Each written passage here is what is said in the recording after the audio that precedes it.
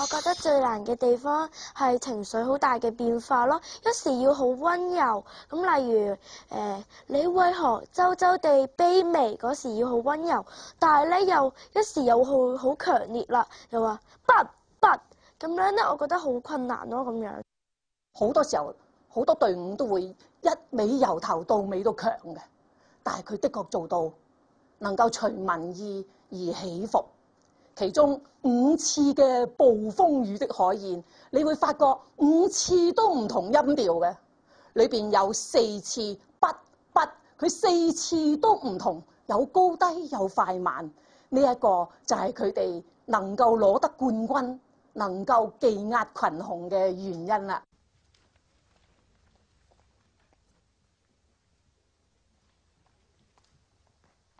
Look out! By Max Faction! The Witch's Mamba, Horace Chance. You're scolded by 5,000 odds. A Martian pulls a fearsome face and hurls you into outer space. You're tied in front of whistling trains. A tomahawk has sliced your brains. The tigers snarl. The giants roar. You're sat on by a dinosaur.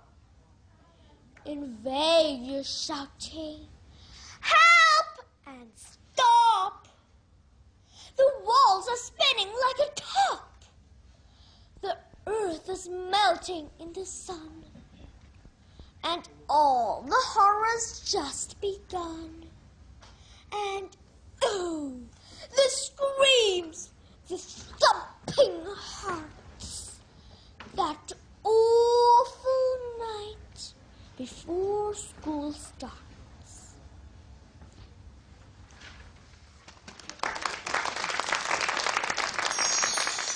我認為最難嘅咧，就係點樣去控制嗰個嘅面部表情同埋呢個嘅眼神嘅運用，或者唔好令佢做得太誇張喎。如果做得太誇張嘅話，觀眾就會笑起嚟，或者甚至覺得太滑稽啦咁樣。春在天涯裝黑家，就是用了這隻手，像放一個希望。在春風前，我放一隻風箏飛上天，影子向高處閃，紅腮便從你心裏飛來一片得意的笑。那就是我，一個小無賴，是潛在女孩子隊裏，迷戀在秋千索上，束了還要束，歡喜逐着擺盪高。這一還是我呵，也還是春天。在天涯，在黃昏裏，1000個記憶開1000朵花，一閃都紛紛的落了，一片是一個黑點，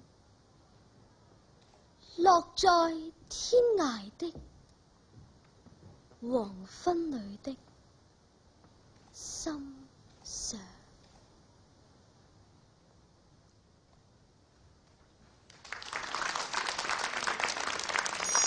呢首詩就因為係講緊個細路仔去放風箏啦，咁我媽咪就為咗預備呢首詩啦，就帶咗我去大澳門度放風箏啦。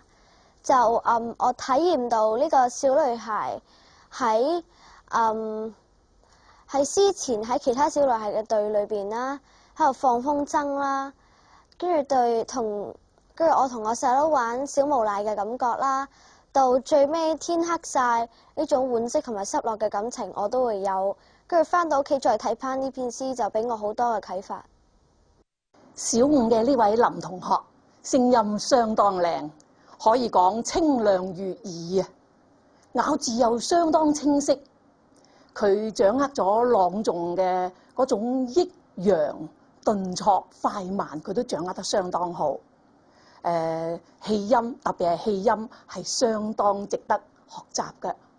其中仲值得欣賞嘅地方就係對春天嗰個今天同昔日嘅嗰個感情，佢能夠作為一個小小年紀能夠揣摩得咁樣，的確係難得嘅。